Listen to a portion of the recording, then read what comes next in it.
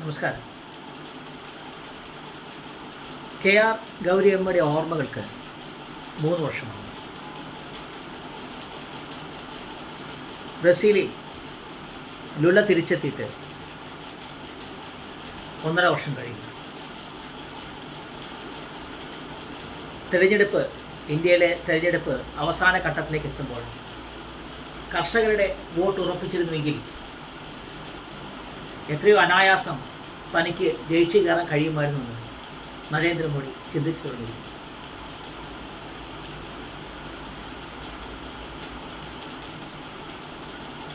ഇന്ത്യയിലെ ഒരു രാഷ്ട്രീയ പ്രസ്ഥാനത്തിൻ്റെയും പിന്തുണയില്ലാതെ നടന്ന റെയിൽവേ സ്ട്രൈക്കിന് അരനൂറ്റാണ്ടാകുന്നു.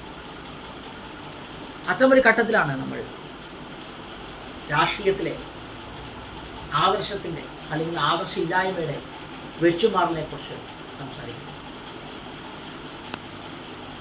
പലപ്പോഴും ലുല തിരിച്ചെത്തിയത് അധികാരത്തിലേക്ക്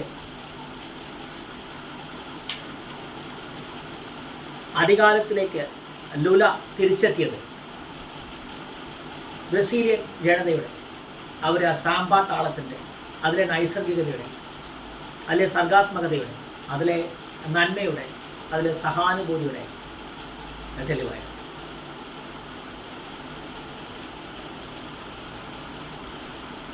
ഏറെ കുപ്രസിദ്ധി നേടിയ വലിയൊരു അഴിമതി കേസിലൂടെ ജയിലിൽ പോയൊരു വ്യക്തി തിരിച്ചു വരേണ്ടത് അയാളുടെ ആശയങ്ങൾക്കും അയാളുടെ രാഷ്ട്രീയത്തിനുമപ്പുറം അനിവാര്യതയാണ് എന്ന് ഒരു ജനത ചിന്തിച്ചത്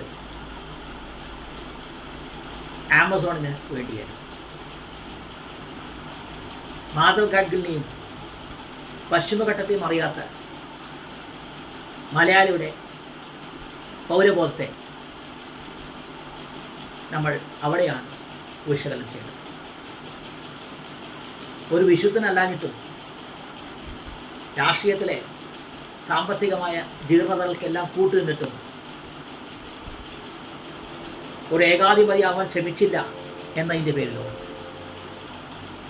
ആമസോൺ കാടുകളെ, മനുഷ്യവംശത്തിൻ്റെ ഭൂമിയുടെ നിലനിൽപ്പിനെ തന്നെ സഹായിക്കുന്ന, സ്വാധീനിക്കുന്ന ആമസോൺ കാടുകളുടെ നിലനിൽപ്പിന് വേണ്ടി ആ വ്യക്തി തിരിച്ചു വരണമെന്ന് ചിന്തിച്ച ഒരു ജനത, ആ ജനതയുടെ പ്രതീകമായിരുന്നു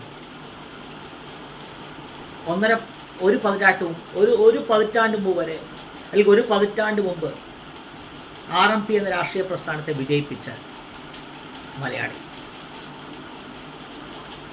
ഒരു കമ്മ്യൂണിസ്റ്റ് കോട്ടയിൽ നിൽക്കക്കള്ളിയില്ലാതെ ഓടുന്ന കമ്മ്യൂണിസം അല്ലെങ്കിൽ CPIM ജനാധിപത്യ വിശ്വാസികളുടെ ഏറ്റവും മനോഹരമായ കാഴ്ചയാണ്.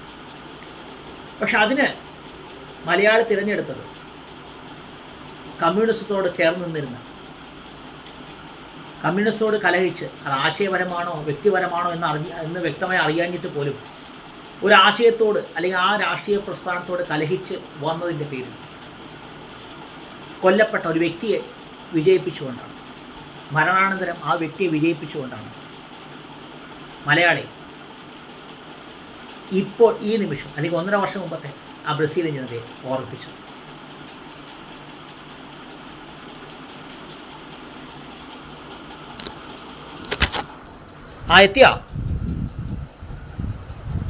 എത്തിയാ